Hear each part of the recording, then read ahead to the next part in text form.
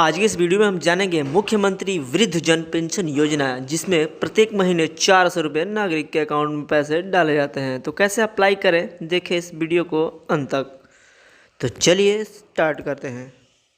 थोड़ा सा शॉर्ट में बता दें इस स्कीम के बारे में कि कोई भी नागरिक जो 60 साल से ऊपर का उम्र क्रॉस कर चुका है, उसके लिए स्टेट गवर्नमेंट ये स्कीम प्रोवाइड करती है, जो कि आपको प्रत्येक महीने डायरेक्टली अकाउंट में 400 रुपये क्रेडिट किए जाते हैं।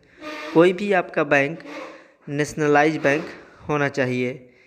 ज़्यादातर गवर्नमेंट जो बैंक्स हैं, जैसे कि उत्तर बिहार ग्रामीण बैंक, दक्षिण बिहार ग्रामीण bank, state bank of India, central bank of India, उसमें ये अकाउंट अगर रहेगा तो पेमेंट आसानी से मिलता है। वैसे सभी राष्ट्रीयकृत बैंकों में इस स्कीम का पैसा आता है। तो इस वीडियो में फुल फॉर्म फिल करके दिखाएंगे कि कैसे उस स्कीम का आप लाभ ले सकते हैं। तो स्टेट गवर्नमेंट का है, ये बिहार गवर्नमेंट का है, और भी गवर्नमेंट जो अदर स्टेट की है वहाँ भी ये स्कीम अप्लाई होता है। लेकिन हम यहाँ बिहार के वेबसाइट पे आपको बिहार के नागरिक अगर आप हैं तो कैसे अप्लाई करें इसमें आप देख सकते हैं, या अपने किसी पेरेंट्स के या गार्जियन के या आस पड़ोस के कोई भी व्यक्ति जो 60 साल की उम्र क्रॉस कर चुके हैं उनके लिए ये स्कीम लागू होता है। तो वीडियो को स्टार्ट करने से पहले आप हमारे चैनल को सब्सक्राइब कर लें और बेल आइकन को प्रेस कर लें, ताकि आने वाली वीडियोस की नोटिफिकेशन आपको मिल सके। तो सबसे पहले हम बात करेंगे कि कौन कौन सा डॉक्यूमेंट्स चाहिए इसके लिए। तो सबसे पहले नंबर 1 में देखेंगे तो आधार कार्ड कंपलसरी है। आधार कार्ड आपके पास होना चाहिए। और 2 नंबर की बात करें तो वोटर आईडी होना चाहिए। आप बिहार के नागरिक हैं, इससे वोटर आईडी का प्रमाण होना चाहिए। नंबर 3 की बात करें तो आपके पास राष्ट्रीयकृत बैंक का पासबुक होना चाहिए। नंबर 4 की बात करें तो आपके पास एक पासपोर्ट साइज फ़ोटो होना चाहिए, जो कि स्कैन कॉपी में। नंबर 5 में जो है आधार सहमति पत्र, जो कि आप गूगल से डाउनलोड कर लेंगे। फिर अब चलते हैं क्रोम पे। तो सबसे पहले हम फोल्डर में सभी डॉक्यूमेंट्स को स्कैन करके रेडी रखेंगे, जैसे कि स्टार्टिंग में बता दिए हैं, आधार कार्ड, वोटर आईडी और सहमति पत्र और फ़ोटो। तो यहाँ पे पहले से हम स्कैन करके रखे हुए हैं। तो चलिए एक बार देख लेते हैं कि सहमति पत्र कैसा होता है। आप या तो गूगल से डाउनलोड कर लेंगे, या फिर आप जो फॉर्म का दुकान होता है वहाँ से आप ख़रीदेंगे। जो ओल्ड एज पेंशन का फॉर्म होता है, उस फॉर्म में ये सहमति पत्र होता है। तो आप कहीं से भी इसको फिल करके स्कैन करके आप अपने सिस्टम में रेडी रखेंगे। तो चलिए आगे बढ़ते हैं। क्रोम ब्राउज़र में आप सिंपली ओपन करेंगे online old age pension Bihar, क्योंकि इसमें और भी स्टेट का होता है। तो यहाँ पे हमको बिहार का अप्लाई करना है, तो यहाँ पे सिंपली बिहार सेलेक्ट करेंगे। बिहार में जो ये वेबसाइट चलता है यही है, सोशल सिक्योरिटी पेंशन। तो यहाँ पे सबसे पहले आप अपना डिस्ट्रिक्ट सेलेक्ट करेंगे। आपका जो भी डिस्ट्रिक्ट हो यहाँ पे आप सेलेक्ट करेंगे। डिस्ट्रिक्ट सेलेक्ट करने के बाद ब्लॉक सेलेक्ट करेंगे। ब्लॉक सेलेक्ट करने के बाद जो ये स्कीम है ऑलरेडी यहाँ पे सेलेक्टेड रहेगा। उसके बाद यहाँ पे ईपिक नंबर डालेंगे। ईपिक नंबर आपके वोटर आईडी पे आसानी से मिल जाएगा। तो यहाँ पे आप अपना ईपिक नंबर वोटर आईडी में देख करके इंटर करेंगे। फिर नेम एज़ पर ईपिक, यहाँ पे आप नाम डालेंगे जो वोटर आईडी में होगा, वही नेम यहाँ पे इंटर करेंगे। उसके बाद नेक्स्ट स्टेप में आप आधार नंबर डालेंगे। आधार नंबर जो 12 डिजिट का होता है, 12 डिजिट का आधार नंबर डालने के बाद आप नेम एज़ पर आधार में आपका नेम कैसे है स्पेलिंग के साथ सेम टू सेम वैसा इंटर करेंगे।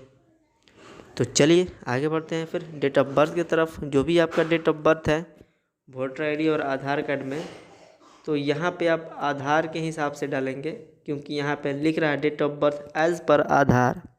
तो यहाँ पे डेट ऑफ बर्थ सेलेक्ट करने के बाद वैलिडेट आधार पे क्लिक करेंगे, तो यहाँ पे आधार सत्यापित करेगा। आधार सत्यापित करने के बाद बोलेगा आधार सत्यापन सक्सेसफुली। यहाँ पे प्रोसीड पे क्लिक करेंगे।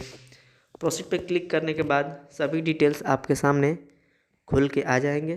तो यहाँ पे आप एक बार देख लेंगे, कोई मिस्टेक होगा तब बैक में जाके आप करेक्ट कर सकते हैं, सुधार कर सकते हैं। उसके बाद आगे की तरफ बढ़ेंगे।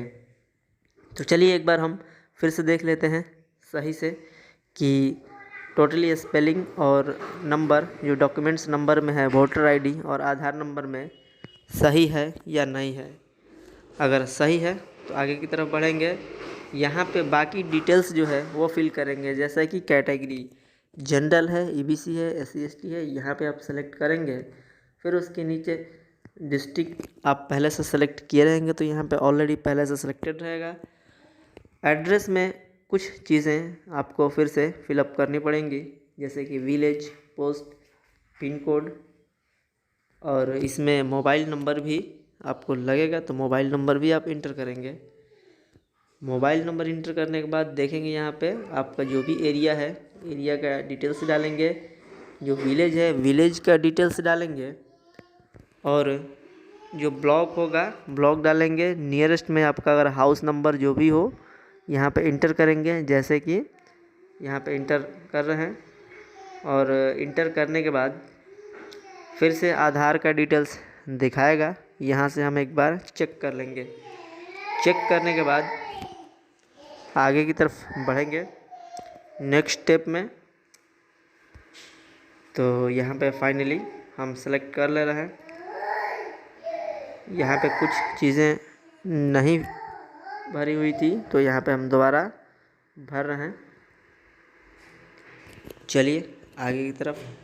यहाँ पे कभी कभी साइट का कुछ प्रॉब्लम होता है, तो लिस्ट नहीं आता है विलेज का, तो आप डिस्ट्रिक्ट चेंज करेंगे। अगर डिस्ट्रिक्ट भी नहीं आ रहा तो थोड़ा सा उसको पेज को रिफ़्रेश कर देंगे। तो यहाँ पे आ गया विलेज, तो विलेज सेलेक्ट कर लेंगे। बहुत बार ऐसा होता है ना कि डिस्ट्रिक्ट सेलेक्ट करने के बाद विलेज नहीं आता है, तो आप डिस्ट्रिक्ट चेंज करके देखेंगे तो बाकी विलेज आ जाएंगे। फिर उसके बाद आप अपना डिस्ट्रिक्ट सेलेक्ट करेंगे, फिर आपका विलेज आएगा। क्योंकि ये साइट का प्रॉब्लम है, तो आप इस तरीके को आजमा सकते हैं, कभी फॉर्म फिलअप करने में आपको दिक्कत नहीं होगा। तो चलिए आगे की तरफ देखते हैं। यहाँ पे आप अकाउंट का जो डिटेल्स है वो डालेंगे, जैसे कि जो भी आपका बैंक है, बैंक का नाम डालेंगे। बैंक का जो ब्रांच है वो ब्रांच डालेंगे। फिर अकाउंट नंबर आपका कितना डिजिट का है, तो वो डिजिट ऑटोमेटिक आ जाएगा। आप जिस बैंक को सेलेक्ट किए रहेंगे उसके हिसाब से जितना डिजिट का आपका अकाउंट रहेगा वो अकाउंट आप इंटर कर देंगे। इंटर करने के बाद आगे बढ़ेंगे। यहाँ पे अब डॉक्यूमेंट्स अपलोड करने की बारी है, तो यहाँ पे आप डॉक्यूमेंट्स को अपलोड करेंगे। आधार वाले सेक्शन में आधार को अपलोड करेंगे, और फिर यहाँ पे वोटर आईडी वाले कॉलम में पासबुक वाले में पासबुक करेंगे, वोटर आईडी वाले में वोटर आईडी को सेलेक्ट करेंगे। यहाँ पे जो सहमति पत्र है ये कह रहा है कि 200 KB से ज़्यादा नहीं होना चाहिए, तो यहाँ पे हम 200 KB को इसको कम कर देंगे। तो 200 KB से कम करने के लिए open with Microsoft office picture manager पर क्लिक करेंगे। यहाँ पे आप ओपन होने के बाद पिक्चर में क्लिक करेंगे। पिक्चर में क्लिक करने के बाद रीसाइज पे क्लिक करेंगे। रीसाइज में करने के बाद यहाँ परसेंटेज सेलेक्ट करके 50% कर देंगे, ताकि KB कम हो जाए। फिर यहाँ पे ओके कर देंगे। ओके करने के बाद सेव पे क्लिक करेंगे। सेव करने के बाद इसका देखेंगे तो 126 KB का हो गया, यानी 200 KB से कम हो गया। अब यहाँ पे अपलोड करेंगे तो फिर भी नहीं ले रहा, लिख रहा ओनली PDF फाइल अलाउड। हाँ, एक चीज़ और बता दें, इसमें टोटली PDF ही लगेगा। बाकी चीज़ें हम PDF में स्कैन करके रखे थे, ये एक चीज़ JPG में था, तो इसको भी PDF में कन्वर्ट करने के, तो PDF में कन्वर्ट करने के लिए ऑनलाइन टू PDF जो ऑनलाइन टूल्स है उसका इस्तेमाल करेंगे। तो online to PDF Chrome browser में ओपन करते हैं। यहाँ पे वो फाइल सेलेक्ट करेंगे जो PDF में करना है। तो यहाँ पे हम जो सहमति पत्र है JPG में था उसको सेलेक्ट कर लिए। यहाँ पे कंप्रेशन में क्वालिटी थोड़ा कम कर देंगे ताकि KB ज़्यादा ना जाए। तो फिर यहाँ पे कन्वर्ट करते हैं, कन्वर्ट करके ये PDF डाउनलोड हो जाएगा। तो यहाँ पे देखें PDF डाउनलोड हो गया। इसको कट कर वहाँ फोल्डर में पेस्ट करेंगे ताकि वहाँ आसानी से हमें पिक करे। तो यहाँ पे प्रॉपर्टीज इसका चेक करेंगे तो ये 92 KB का हो गया है। तो फिर यहाँ पे सेलेक्ट करेंगे अपलोड करने के लिए।